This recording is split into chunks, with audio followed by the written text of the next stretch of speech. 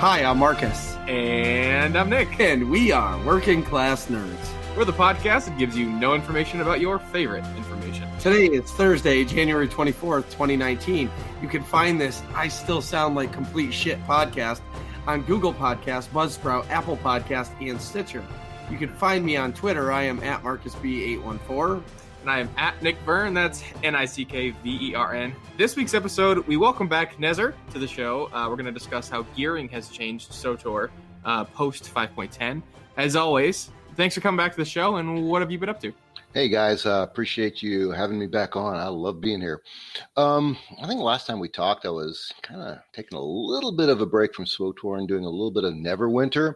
Mm-hmm. I dabble around with that, a little bit of fun, but ramping up since 5.10 and the whole OSIS thing started up. So I've been getting into that. Actually, my wife got me Red Dead 2 for Christmas, so I've been tooling around and seeing just how bad I suck on that. My daughter constantly making fun of me on that. How do you suck? There's Deadeye. I suck at those kind of shooter games. I suck on consoles. They're fun, but God, I'm terrible at it. Wait, what's Deadeye?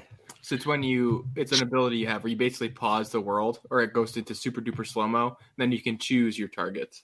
Is that where like you do the hunting and you got to focus in also? No, that's Eagle Eye, and that lets you follow the tracks. Deadeye, I think you get that a little bit later in the game. That's what they were trying to teach me in the tutorial when you were on the train and there was like the two people and you had to choose to let them live or die. I think so. I shot one of them in the face and the other one ran away. Yeah, and because I was supposed to do the Deadeye to kill them both. Right. But I couldn't figure out how to do the Deadeye. Yeah. Just to tell you how bad I suck at this. So, like, I got to that point, when you're first supposed to kill that deer and you go deer hunting, right? Yeah. So I'm like, all right, here I go way back from a distance, and it's the sniper in me. I play this sniper in SWTOR. Yep. And I'm like, all right, boom, one shot to the head. And the next one, great. I go into the next deer and I hit him in the flank. All right, he goes running off. I'm like, all right, that's kind of cool. I go chasing after this deer, and he finally collapses and he's squealing. I'm like, all right, go run up next to him, and I'm like 2 feet away from him. I can't fucking figure out how to shoot him in the head. I keep missing him. I suck. You could have just hold like the right bumper or whatever and take out the wheel and. Marcus is trying to show me something. I have no idea what it is. But anyways, it's like, the item wheel. Just select your knife and you could kill it that way too.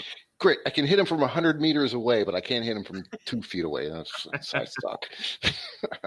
It's all good. I'm the same way. So did your wife get anything sweet for Christmas? You know what? We're at that point. We've been married long enough where we just kind of, all right, we do stuff for the kids and, we don't really do a whole lot for each other, but so we're at that point. I get you. No, I just saw in the show notes that I thought you said your wife got Red Dead Redemption 2 for Christmas. I don't know. Oh, I thought it was she got Red Dead 2. She got it for me. She got it for me. No, we do the stuff. Story. We do the family stuff. We do the whole. We just did the Universal Studios trip last weekend. Actually, it was a lot of fun. How far do you live from Universal? About 2.5 hours, 2 hours away. So it's not that bad. And my little one wants to. She's everything Harry Potter. Everything Harry Potter. So of course we had to do the Universal and do the, the Diagon Alley and the Hogsmeade stuff, and that was a blast. That place is really cool. I love how it's all like to scale. And you can go like build a wand if you want, although I think they're wicked expensive. Yeah. But that whole thing is awesome. Never been there before. And I'm like, not that far away. And I just never been. I'm not a big, I'm more of a Disney guy than Universal, but yeah, that was pretty freaking cool. No question. I loved it when I went. So you went what? A few months ago, actually, right? No, Marcus went a while ago. I went when I was, I think the last time I was like a sophomore in high school. And I'm graduating college, so it's been many moons. So you haven't even been to the Harry Potter stuff yet, have you? Oh, I did. I went. It was there. I drank the butterbeer. Butterbeer, yes. I wanted to say birch beer. That wasn't right. I did. I made a wand. I think my sister had one modeled after. She's younger than me. Actually, she's been on the show for the listeners, but she made one that was like Dumbledore's. And I made one like Voldemort's. That's cool. Of course. Did you guys see that release? They talked about that Harry Potter game that's coming out. there was a leak.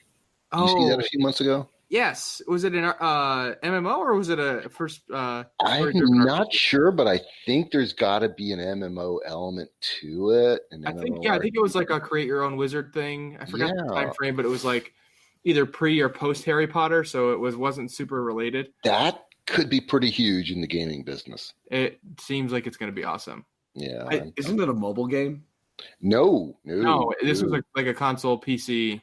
Full blown MMO RPG type of game. I don't know if it's like a Red Dead thing or multiplayer join with friends, but man, with Harry Potter, that could be huge. If there's a sandbox element to it, that could be really big.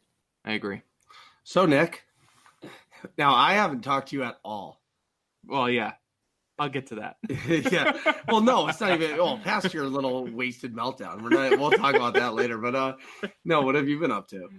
So on Wednesday of last week, I did get to go see the new Dragon Ball Super movie, Dragon Ball Super Broly. Marcus is shaking his head as per usual. I liked it, but I wasn't super satisfied with the ending. The fight scenes were really epic. But the animation was mostly good. There's definitely a few wonky looking spots, but it's kind of what I was expecting. That always happens.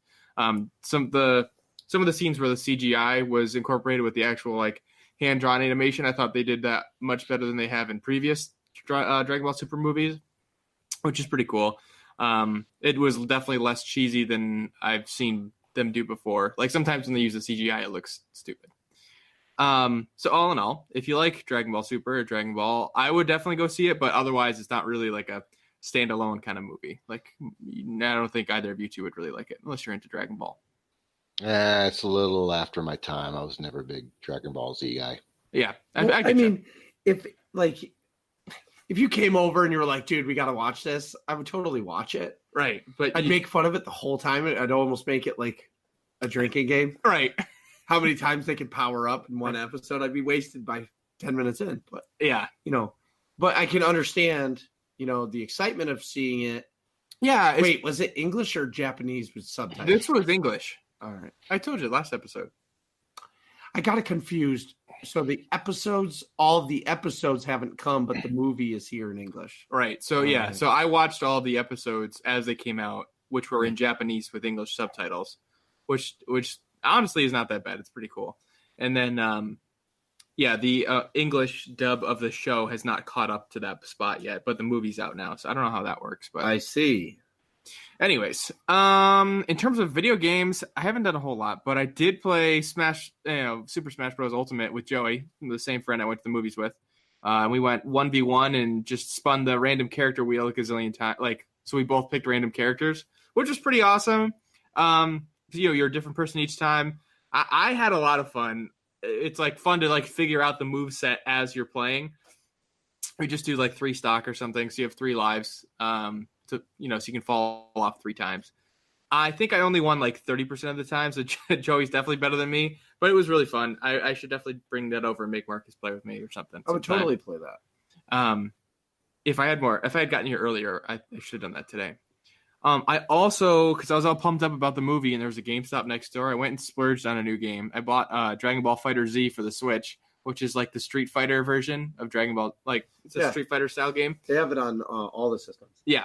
I bought it for the Switch because my intent was to play that against Joey as well. I just haven't really had a whole lot of gaming time. But really, truly, I only played it about an hour of the story, and then that was it. In real life stuff, I worked a bunch at the hospital last week, which was really tiring, but it's, good for the old wallet. I usually only work part-time because of class, but I picked up extra hours because I was off. I think the most I worked was 5 days in a row this past weekend from Friday through Tuesday. So that was kind of a lot.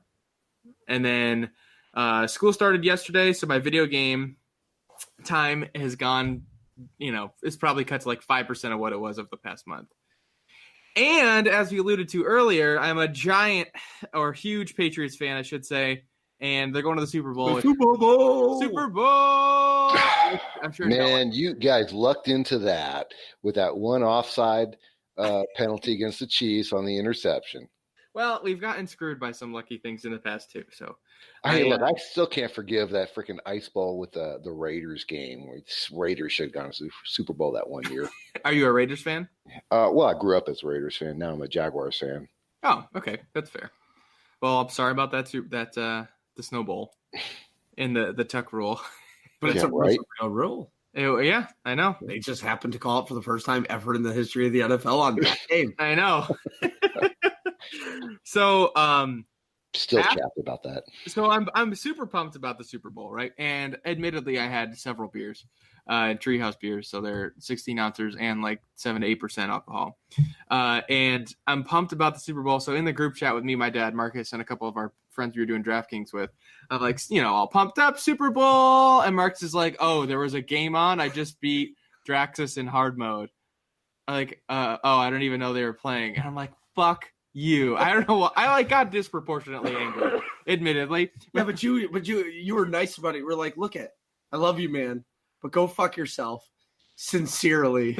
And I was like, oh, this is great. It was a 7% ABY talking. Yes, exactly. Yeah, so I didn't word it nicely. It's like, hey man. I was like, hey Marcus, I love you, man.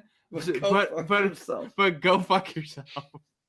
But so the funny part is I had it on the TV, but I was we'll talk about that later. Yeah. I think I was just grumpy because I was really pumped up, and then you were like, oh, your thing that you're really excited about is not important. Check out my thing that's really that I think is important, and mine's better than your thing. And I was like, what do you mean? We're going to the Super Bowl. Don't let him fool you, okay? All of you guys listening to this fucking guy stirs the pot with me every day. Like anything he knows that I'm passionate about, he just fucking shits all over it every day of the week. And then he'll send me the GIF of the fucking guy stirring the pot. After about 10 minutes of me getting all fucking cranked up and I'm like stomping around the job site or my house. And then there's this guy stirring the pot and I'm just like, you fucking prick. I can't believe he's doing this to me again.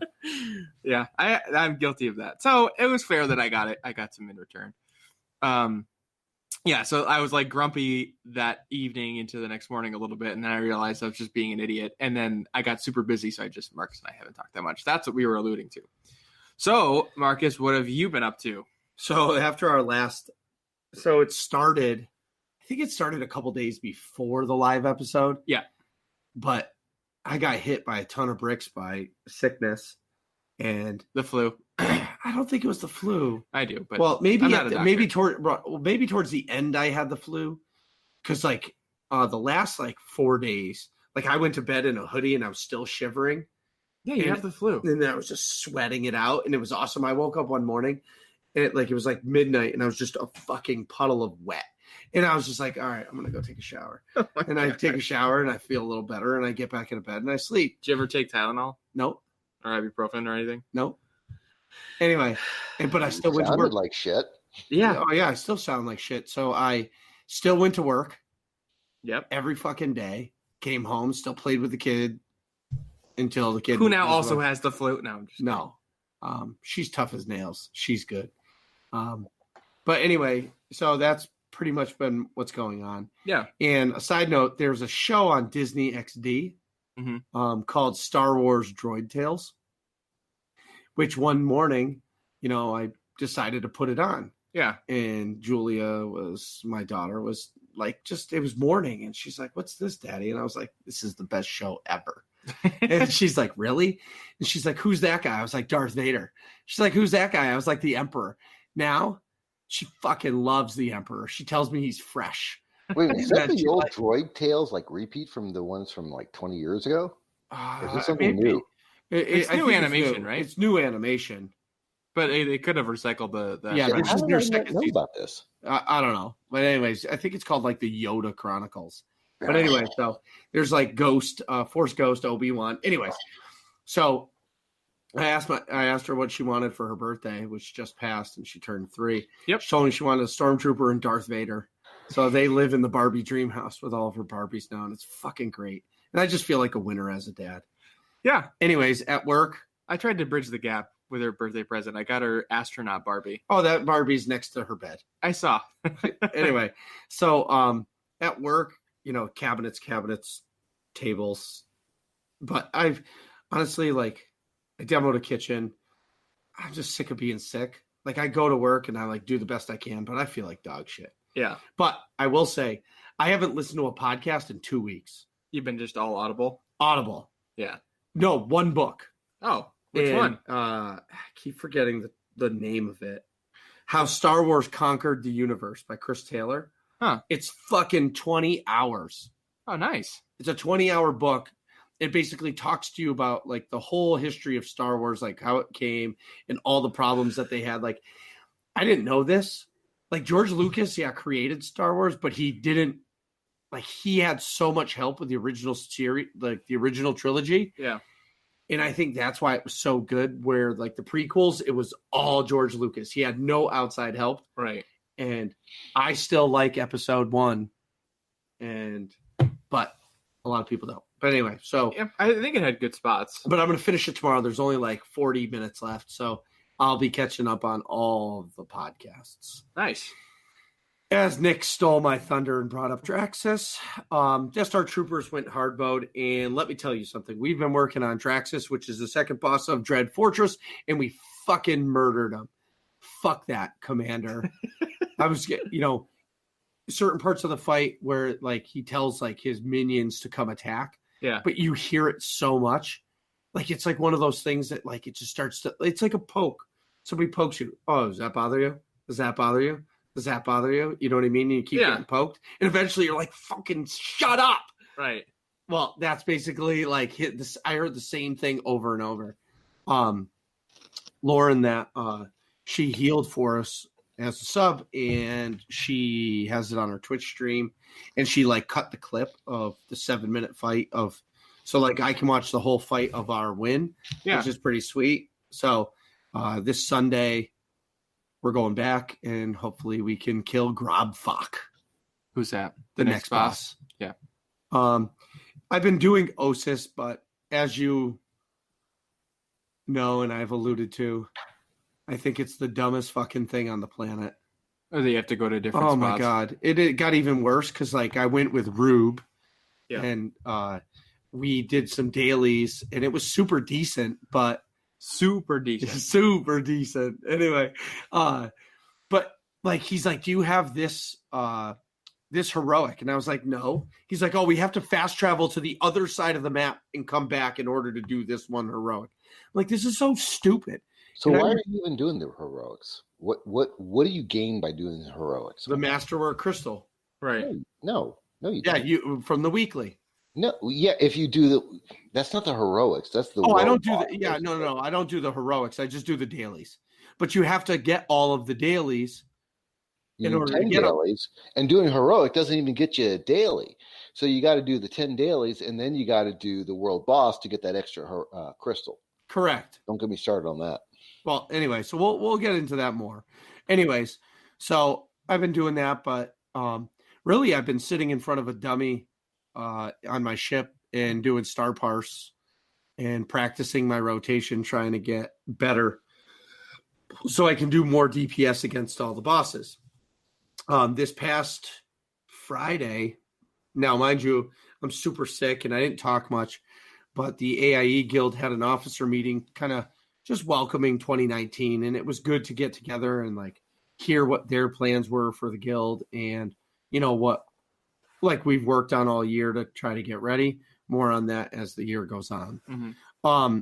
Last Saturday, I had my mega event that I hosted, and Lucy helped me host this one, and we did the Galactic Starfighter, which is their fly around in ships and space and shoot things.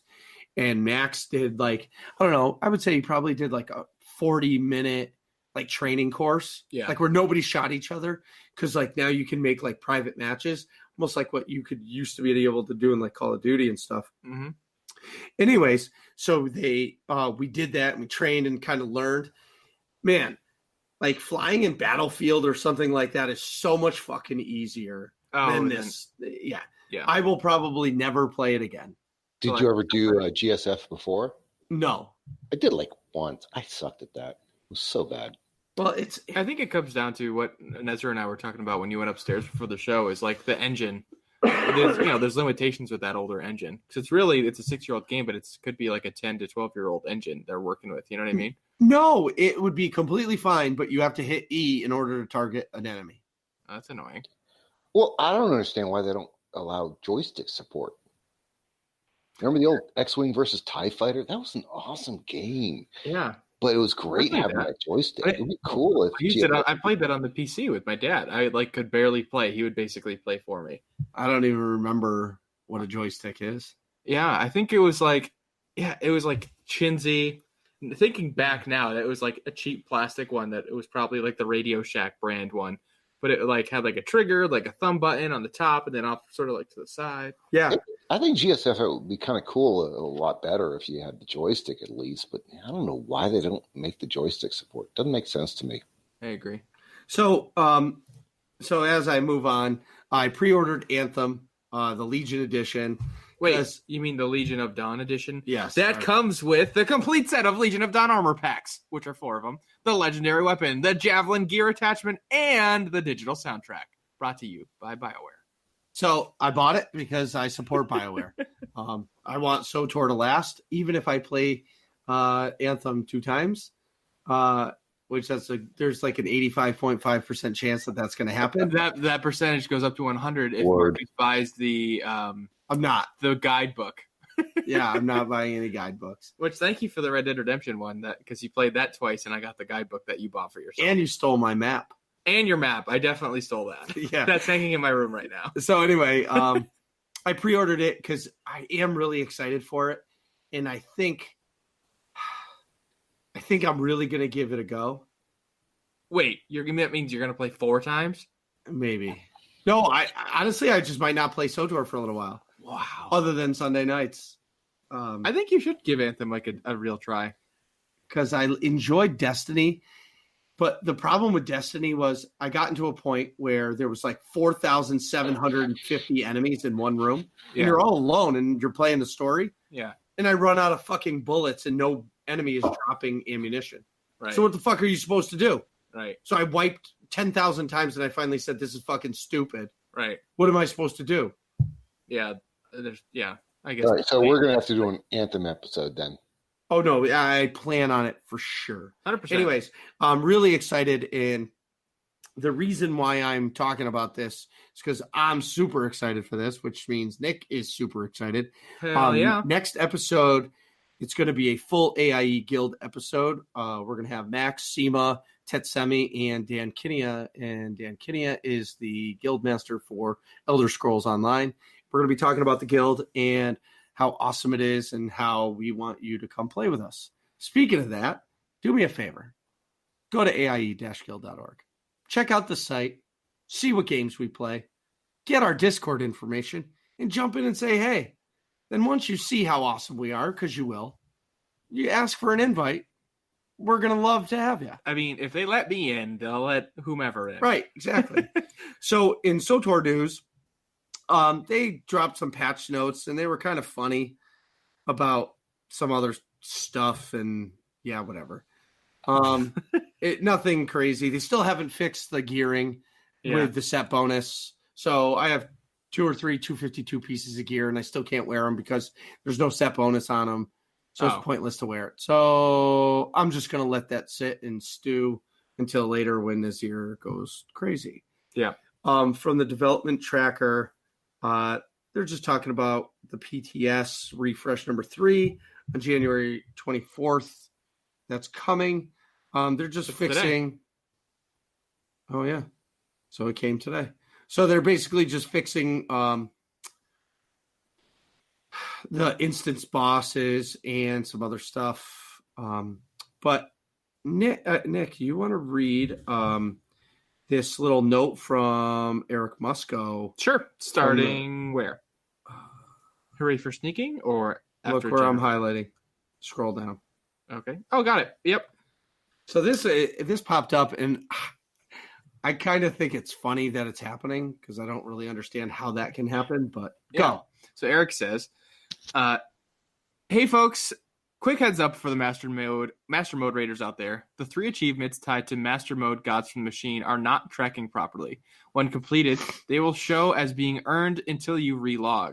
Then they will flip back to uncompleted.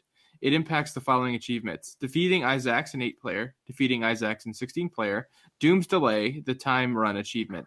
The team is aware and planning to fix in 5.10.1. Thanks all, Eric. So if you can beat Master Mode Gods from the Machine, yeah, and you sign in, and you don't have the achievement anymore, I would go fucking bananas. Oh, kidding! What the fuck? And then the second thing is Doom's Delay. Yeah. There's a timed run achievement through that. Yeah, like how do you even beat it? Right. Never mind. Do it fast. I don't know if there's any Master Mode Ops players that have beaten. Gods from the Machine. Yeah, please let us know, because sure. I would. You know what? If you let me know, I will send you a code from SWTOR. Yeah, because it just blows my fucking mind. Yeah, let us know either through the website or through Twitter, or if you're really feeling fancy, you can leave us a review on iTunes.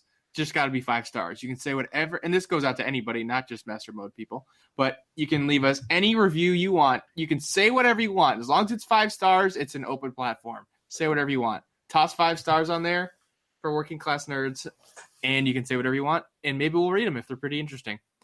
Anywho, I, as per usual, have to pee. Would you like to take a break? Sure. We'll be right back.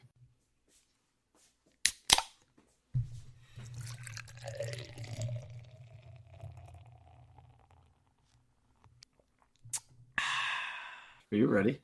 Yeah. Okay. I'm good. Want to go in like... I'll go.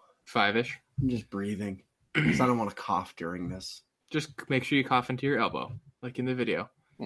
Oh my God. You know how many times Carrie tells me to look at the fucking video because I cough? Like, I've been like hacking nonstop. Dude, it's not hard to cough in your elbow. I've gotten pretty good at it. But occasionally, like, it's just not possible. Like when you're in fucking bed.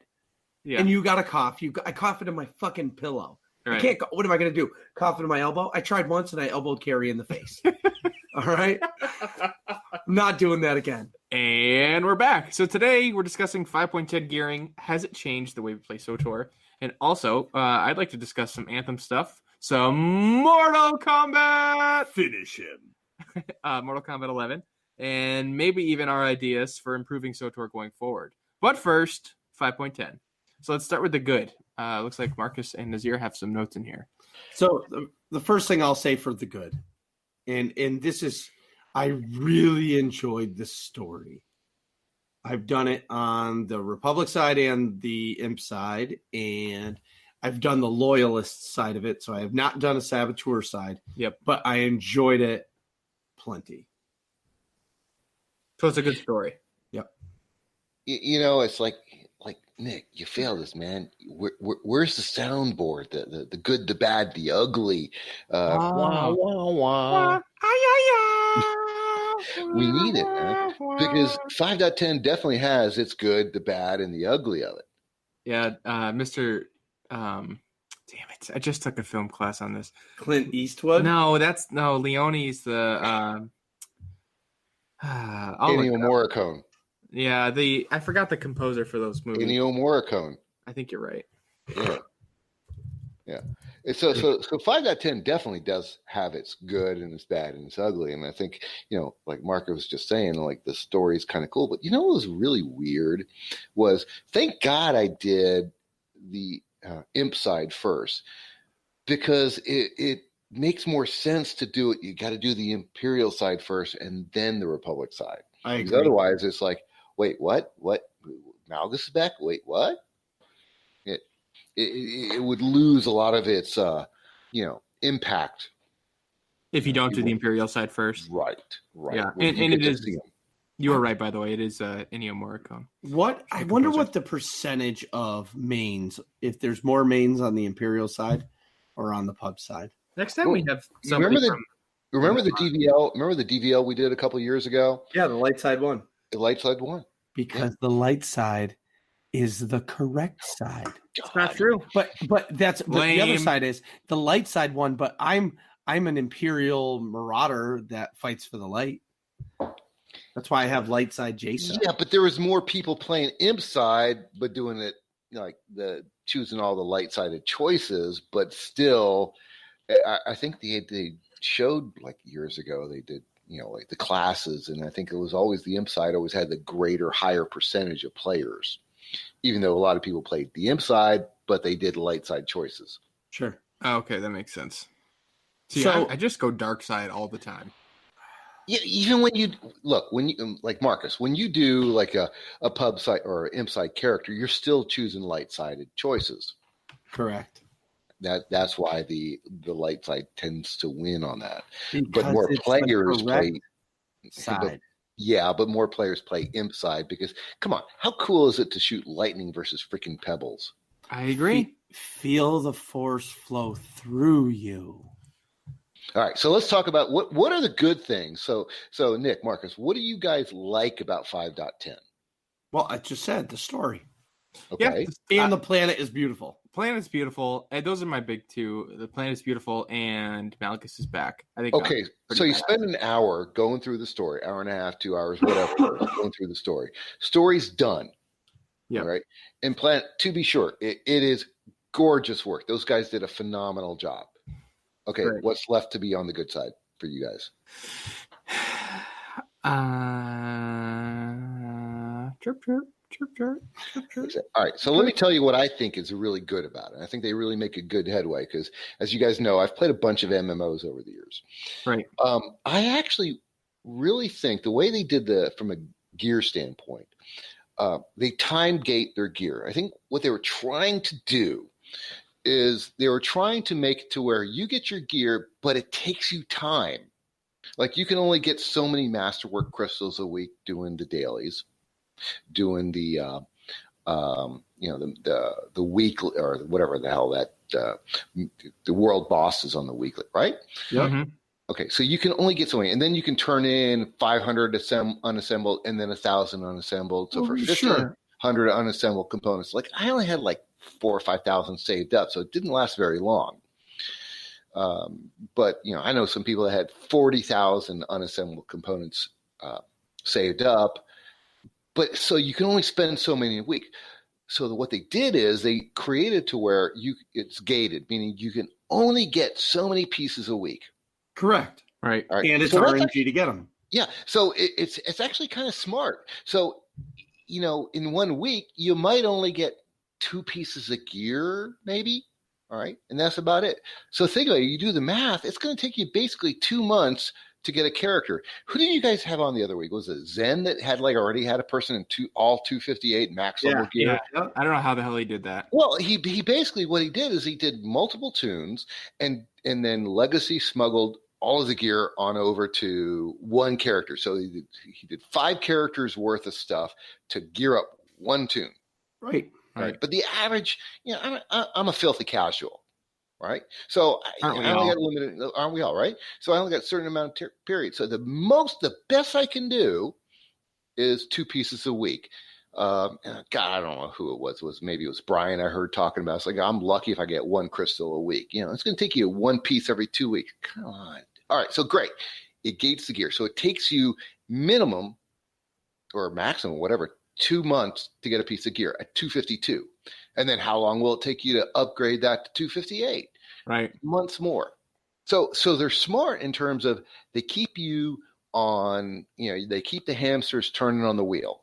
They want you engaged in the game for month after month after month to get geared up. Right. Right. So that's smart. It keeps you in the game for, months. I think on that standpoint, I see. I'm on the complete other side of that with you. But I mean, it's a smart time sink on BioWare's right. Exactly. On BioWare's point, it's smart on their point because they're making you spend time in the game.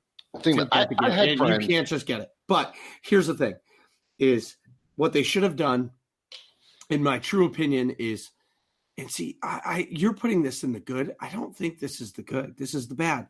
They should have taken this gear and they should have gotten rid of the command crates or just wiped them out and said, tier 1, they fucked it all up.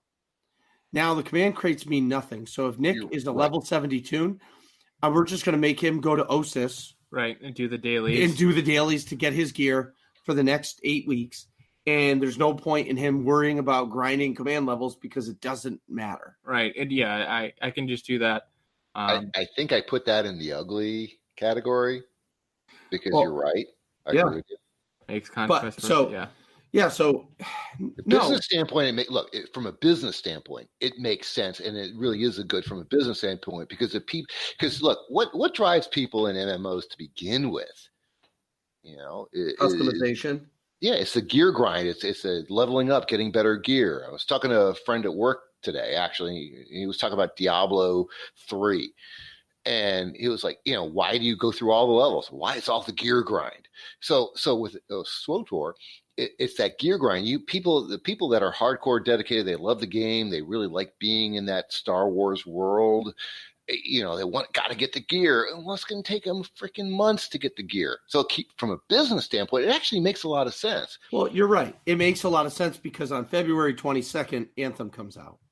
Yeah. Right. And they need SWTOR to be content for 2 months after that game comes out, right? Because they're going to be 100% involved in that game. Right. And think what it's going to mean for when the expansion, when 6.0 comes out. When is that going to be? And there's been a lot of speculation. I'm telling you, and I know some people have predicted, and I'm telling you, I think it's going to be October, maybe September, but I think it's going to be October before we see it. And this kind of gated system where it's going to take you months to get into the gear, 2-3 months to get 252 level, and then another 3 months, 4 months on top of that to get to 258. And then you need a couple months of enjoying the gear. You're looking into the fall. I think it's going to be September, October before we see 6.0, simply because it's going to take that long to get the gear. Well, they're going to have to go ahead. I entirely agree. I think it was Zen who was saying late summer, early fall sounds about right, and September, October. I think that's a decent ballpark. Be holiday 2019. But I was just going to say, in my head before you said that, I was thinking like December 2019, holiday 2019. I don't see them going that long. I think they're going to lose too many people if they go that long. They're going to have to come out with an update. It'll probably be 2 flashpoints. They're going to probably whip up a couple flashpoints, throw a little bit of story in it, and then the expansion is going to come out. But look at what happened during the Kotfi and Kotet era. People, the content locusts, as we call them, they rip through the stories, and the story is freaking awesome. We know that's one thing that people love about this game. The story is great, but you can't crank out the story fast enough. You really can't. Right. You got to keep people engaged in the game. And how do you keep them engaged? By something to strive for. How do you do that? By getting gear. Well, they did hit it out of the park, whether you like it or not. I think they did actually get the formula right. It takes you 2, 3, 4, 5 months to get fully geared out. And that actually is a smart business move. Well, yes, but at the same time, they've completely changed their path and left the old system in place. Mm-hmm. So they've completely thrown away the command crates, but they've said, okay, if you go grind OSIS for 3-4 months, you can get 252 and 258 gear. But now the command crates that are still sitting there gives you irrelevant gear. You get 242 gear off enemies, like regular enemies on OSIS, where you're getting 230 gear from tier 1. Right. They screwed it up. I understand the gear grind and how it made a time sink and how it's supposed to keep us all engaged in the game for months to come. But at the same time, you're kind of jumping over that in OSIS, right? What am I trying to think of when somebody like drastically changes something without thinking about the repercussions of it later? Like jumping the gun, or Well, that brings us to the bad and the ugly. All right, because you're right. The business sense wise, what they were trying to accomplish, I think they hit, but they screwed it up at the same time. Because the big problem I have with it is, and I'm a PvPer. We talked about that last time I was on. Mm-hmm. Okay, it sucks. So me being the filthy casual that I am, with real life and family issues, and I only have a limited amount of time I can play every week. And, I would love to get in and do nothing but war zones and open world PvP. And I 100%, when I do my dailies, I'm on the PvP shard because ooh, someone that's red, let me go attack him. And there's enough people on it because they think the resources are better. And I do a lot of open world PvP, and it's fun. But realistically, to get the gear, you have to do OSIS. There is no alternative path to getting the gear. None. Right. Well, that's exactly what we were just saying. That's exactly it. It's not alt friendly because you have to do it on every tune in order to get the gear and get it fast enough. Very soon, you're going to see the drastic change in ranked PvP or regular PvP because people are going to start being 258, and the filthy casuals, as you call it, they're not going to be geared, and they're going to instantly be under-geared against these people in PvP, and it's going to create a whole nother problem. Now, remember, I talked about that last time, and I was really concerned and really worried that there was going to create an imbalance. And fortunately, knock on wood, I haven't seen that. Because it hasn't happened yet. Yeah, it hasn't. For the most part, there's only so many people, so many Zens out there doing PvPs. Right. Well, no, just that are in 258. Nightmare Raiders or Zens. Right, exactly. That are grinding. Yeah. But eventually, over the course of 3 months, you're going to see it. I mean, it's going to drastically imbalance the game, and this is the problem, and they're not going to fix it until the expansion. Yeah, I mean, I'm like we were talking about, or I mentioned earlier. It reminds me of actually the last WoW expansion, and I'm complete mind fart. I cannot remember the name of that last expansion.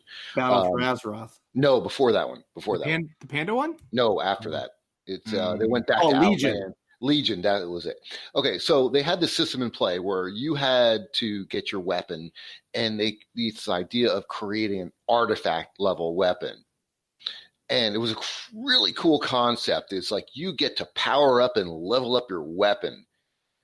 It was a freaking job. You had to get on every day, and you had to grind every day to level up your weapon. And if, God forbid, you missed a day, you were falling behind in power to other people. That's when I said, you know what? I'm done with WoW. I've been playing WoW since day one, every expansion I got. But it was like, you know what? I don't have time for this. This is a freaking job. And I kind of feel almost the same way with OSIS. It's like I have to do it to get geared up. And it's like, God, what a detraction for the game. But can I need to interject, and I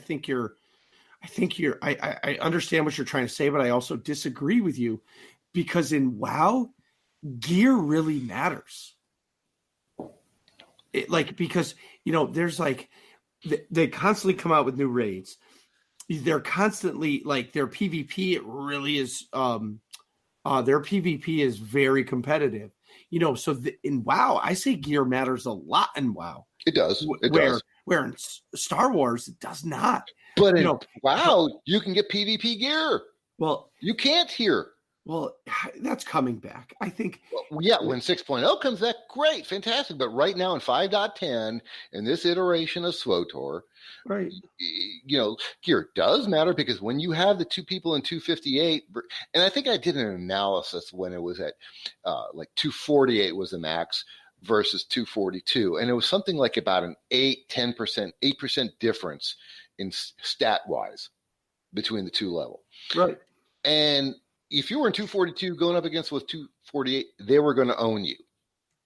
Okay, right. We haven't seen it yet, but it's going to happen. But the only way to get to the higher level is to get that 258 gear. And the only way to get it, unless you're a Nightmare Raider, and very, very few people are, less than 5%, is through having to do grinding every day, every week, week in, week out, your OSIS dailies. There is nothing else to do in the game.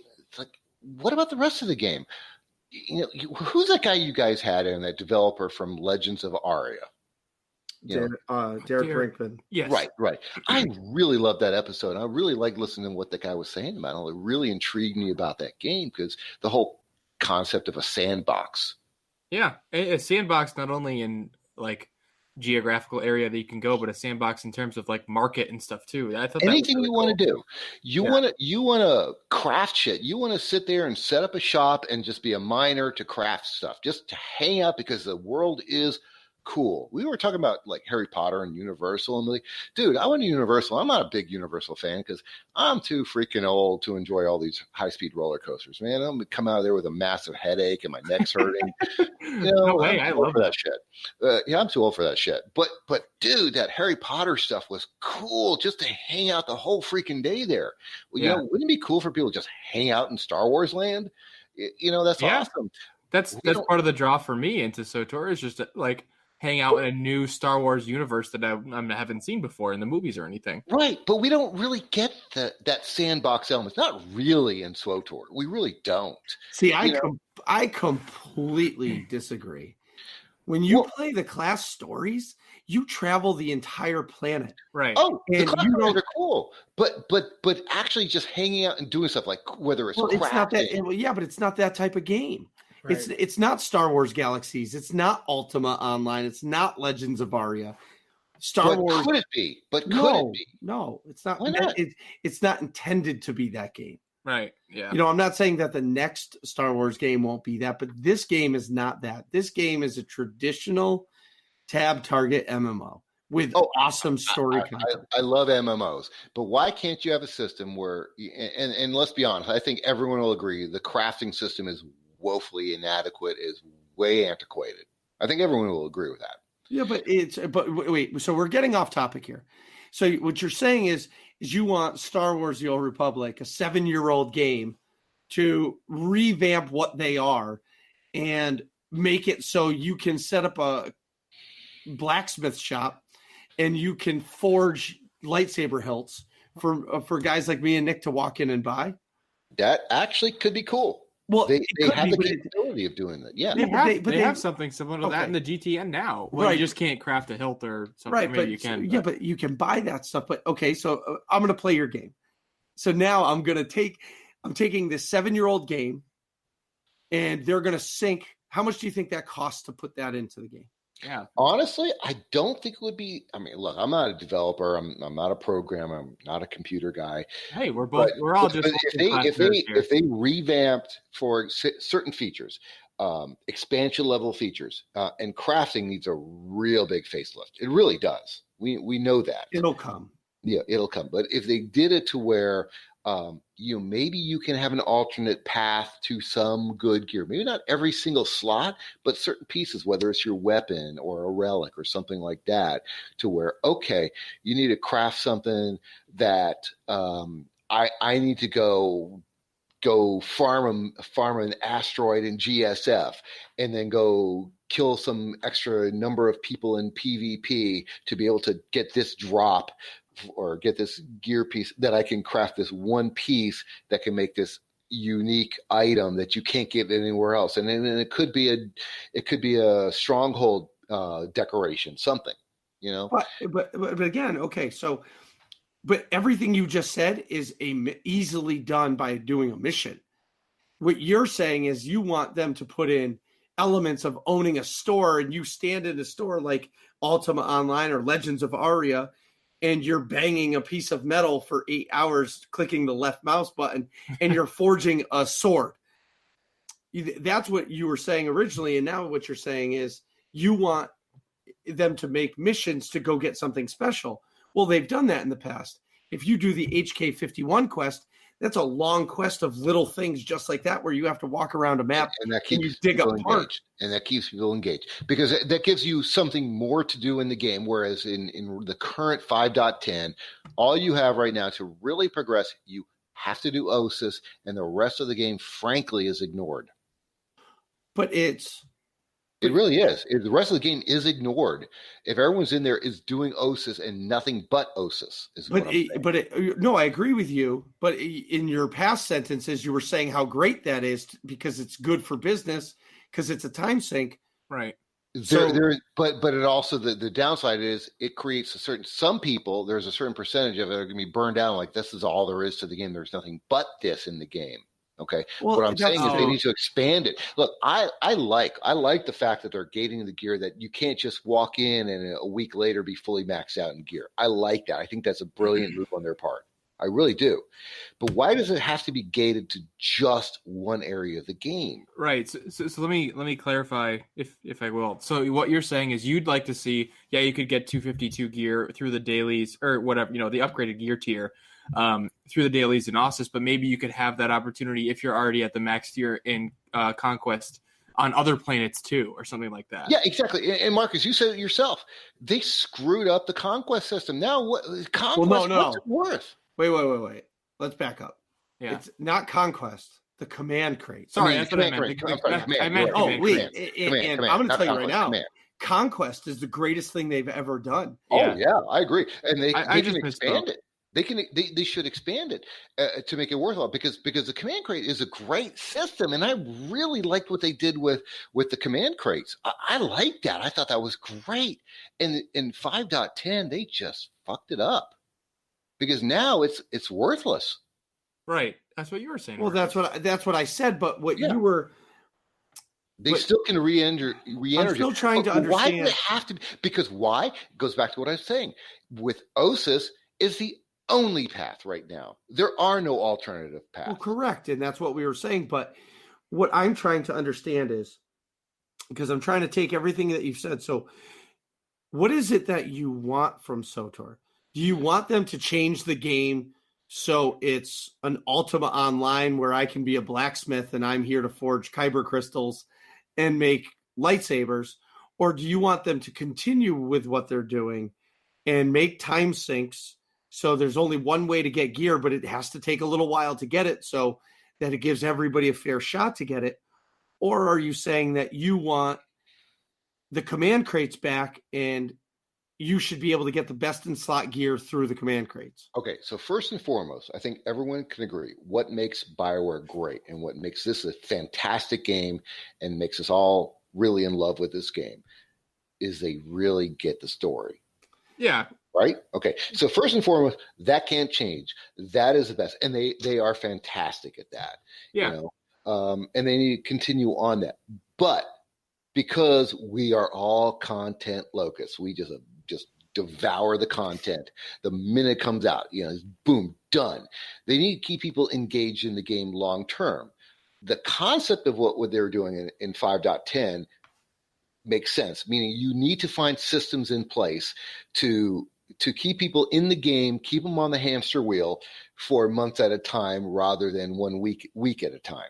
Okay. Mm-hmm. So the idea is right, but the execution of it was flawed because it was so narrow to one specific area of the game. The game is massive. It is huge. They got 17 planets or whatever it is, 18, 20 planets, however many they have now. They got all these planets, but you can't get anything out of it meaningful. Okay, I'm saying in other spots other than Ossus, basically. Right, and what I'm saying, the quote unquote sandbox element is they need to figure out ways to make it worthwhile. I think they did a great job, better than WoW, where the raids. You can raid any of the raids that they've ever had in the game, whereas WoW, you got your current 2 or 3, but anything else is really nostalgic because you don't get anything out of a WoW raid because it's not up to the current level. Whereas SWTOR does a great job. It's like we can go back and do Eternity Vault. I mean, like with me, with the Bad Feeling guys, we're raiding Terror from Beyond. That was a great raid. We're doing that hard mode, and we're getting closer to finishing that. You guys are doing, the raid you're doing with Death Star Troopers. Right. Yeah, that's cool. That's awesome. But what about the regular content, the planets, the heroics? It's all pretty much. Why do you need to do that? There's really anything to do it. They need to figure out a way to combine, and I think the command or the CXP is a great way to do it. To make it meaningful. If you go back and you do a heroic and make that heroic meaningful, if you have a crafting system where you can really craft something really epic to get people engaged. Okay, to craft this item that's an epic item that I can maybe make that 258 piece gear, but I got to go to this planet and this planet and this planet. You got to bring the whole game back into it, and I don't think they've done that. I agree with you. I think especially if they Now, I don't play quite as much as either of you, but hear me out. If they had done maybe an additional tier to command crates or something, I agree, that let you unlock the 252 and 258 gear, and then you could access that, those command crates by doing dailies from everywhere, all the planets, or maybe more planets than just Ossus or something like that.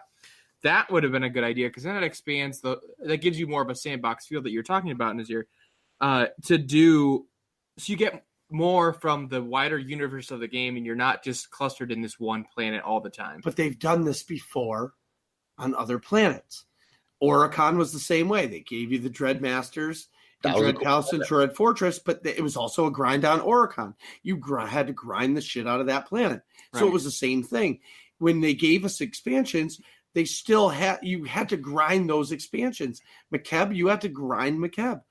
Shadow of Revan, they gave you 2 planets. I mean, it's just the evolution of the game. I don't think changing the style of game is going to make the game better. Yeah, but because I think the game at 7 years old, it's the game it is. Yeah, but at the same time, you could refresh some of the areas, even if you don't really care about, Mekeb or something like that, but you're just going there to do the dailies. Like, it would be nice to do some daily quests that you're working towards your 252 gear, and you're getting, this is hypothetical, you're getting your command crates or whatever, and you're earning those Masterworks crystals in another setting. Yeah, it might be a little bit refreshing, to mix up the grind a little bit. That's all I was trying to say. Well, I agree to that. But look, the guys, again, like I said, going back to it, what do they do well? They do story well. Right. And there's a lot of development time that goes into creating that story, and they do a fantastic job of it. Yeah, and I think we all respect that. So right, we all do. But because of the development time that goes into creating the content, I mean, look, again, going back to that whole Legends of Arya, there's not a lot of development time creating story. They're not. But what they're doing is and I haven't played it yet, and I'm kind of wanting to probably check it out at some point, is just to see it. Yeah. Is they're creating that sandbox to where is player created content where people can come in and go to this part of the map and this part of the world and create, take out this boss. And that's where I think SWTOR doesn't do enough. They do, but they don't do enough they reinvigorate old content by allowing people to do the old raids and make it meaningful because they continue to level them up. And that's good. But beyond that, what are they really doing to make you want to go back and go to the old planets and do the heroics? Yeah, not a lot. Especially unless you need to because your tune is low level or something. Look, you got all this development time on the story, but 30 minutes later, 2 hours later, they're done with the story. Well, you got to engage the players. And how are you doing that? And right now, we're not. The only way you're engaging them is you're forcing people to go do dailies. Well, so here I am, and I know, I hate to say it, I'm sure you guys are probably in the same boat. Okay, so right now, all I've got time for is I got my imp side and I got my pub side mains. Yep. And an hour later, boom, I've done my 10 heroics, or I did my 10 dailies on imp side. Then I go and I do my 10 dailies on pub side. I'm done. Well, what do I do for the rest of the time? Well, you know what? Maybe, can't wait for Anthem to come out because I'm going to start playing the shit out of that. Right. Because what else is there for me to do? Right. Not much. Yeah, not with only two tunes. I'll go raid with the Bad Feeling guys with Brian and them. I'm going to go raid on that. What else am I going to do? Yeah, there's not much to keep me engaged in the game at that point. Well, it's right now. They gave us a giant expansion an expansion size update. That was just an update. Yeah, and how long did it really keep people's attention? It's keeping our attention right now. Because in your words, this is, it's a great business move, and we're all sinking time into it. Well, because to keep people subscribed month in, month out, and it's great. And look, I'm not freaking unsubscribing. I've been subscribed since day one, and because I'm a junkie. But really, when it comes down to it, if I'm, some players are like, all right, I'm done with this. Where's the enjoyment beyond doing, dailies a few times? After a while doing the same dailies over and over, you get burned out of it, you get tired of it, you want something else to keep you engaged. And right now I think the bad of this expansion of this patches, there's really not much to keep me engaged outside of OSAS. It really isn't. I'll come in, spend my hour or 2 hours a week doing that, and then I'm on to other things, other games. Right. Fine. I mean, look, Anthem's coming out, and I agree with you, man. I want Anthem to just knock the socks off, and just and crush it, so the whole company does well, because that helps SWTOR. Right. So speaking of Anthem, so I'm real hyped for it. No doubt. I enjoyed Destiny. I complained about it. Destiny was awesome. But it had its problems. I don't know if Anthem will be the same way. Maybe I'm just terrible at those kind of games now, where I used to whoop ass at games like that. I mean, now, you are turning 36 in a couple weeks. Shut the fuck up. You're on the back end. Babies. Yeah. Anyway, so I'm real hyped for it. I've been watching like videos like crazy on YouTube, and I'm really torn between the Colossus Javelin and the Ranger. So the Ranger is like an Iron Man. Like your classic Iron Man. Yeah, you're like sort of you pack some punch, but you're not super heavy. Correct. And then there's the Colossus, which is just a tank. Hard. Yeah. Jack of all trades, master of none. Yeah, but like the Colossus is just a pure tank. Right. He's going to be in the middle of it. So like when you get to endgame, it's a big damage dealer. You just lack in mobility. Well, right. And there's no shields, and I'm really torn on what to pick for it. How you build it, from what I hear.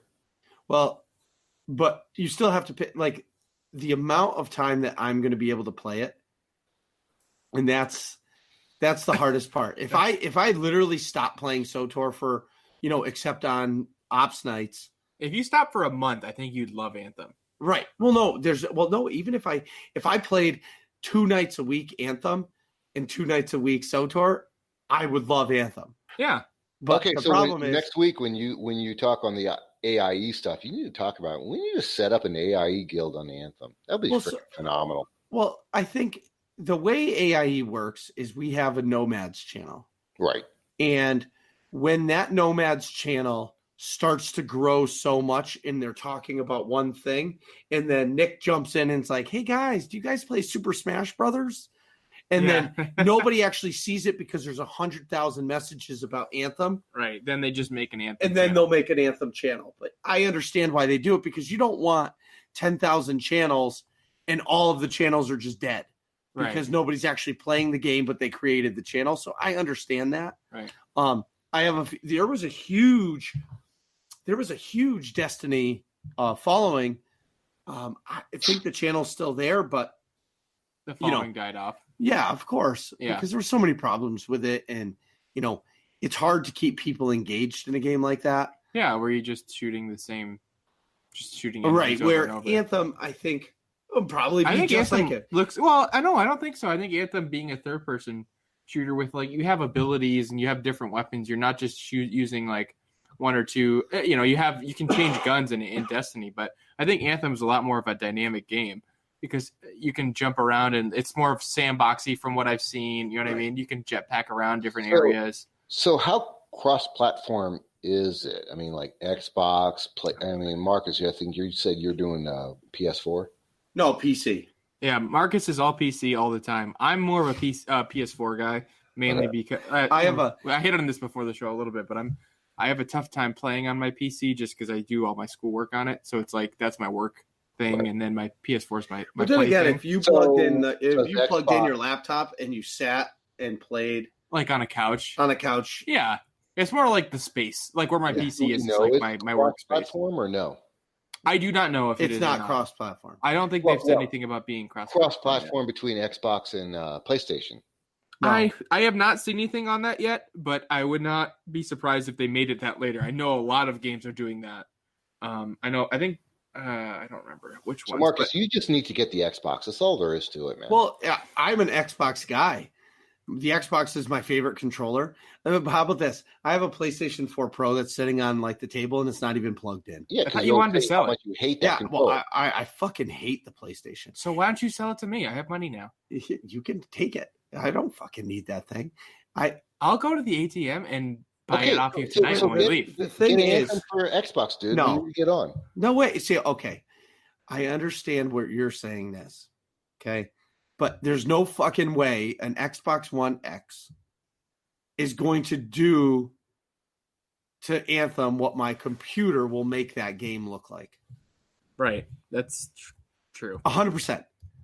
And that's where, and I prefer my PC because I turn it on, I sign in, I play it, and I'm playing it in stunning true 4K.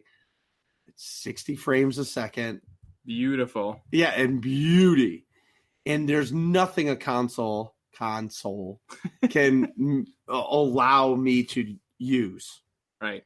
Like the graphics don't even compare. That's not even close. And I played the PlayStation for a little while because, Nick got Siege, and it was fun to be able to play with friends again. But at the end of the day, I'm a PC gamer. Right.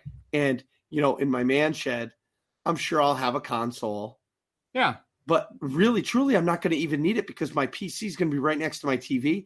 And if I want to play FIFA, I'll just play it on the computer, and it'll look fucking a million times better than a console. Wait a minute. Right. You got the Legion of Dawn. You pre-ordered that. Correct. Right? Wasn't there like a beta weekend or something like that for? I don't know. I just did it. I think there's like a VIP demo that starts tomorrow, but I don't think because I pre-ordered the collector's edition, I get that. I only bought the collector's edition to support BioWare.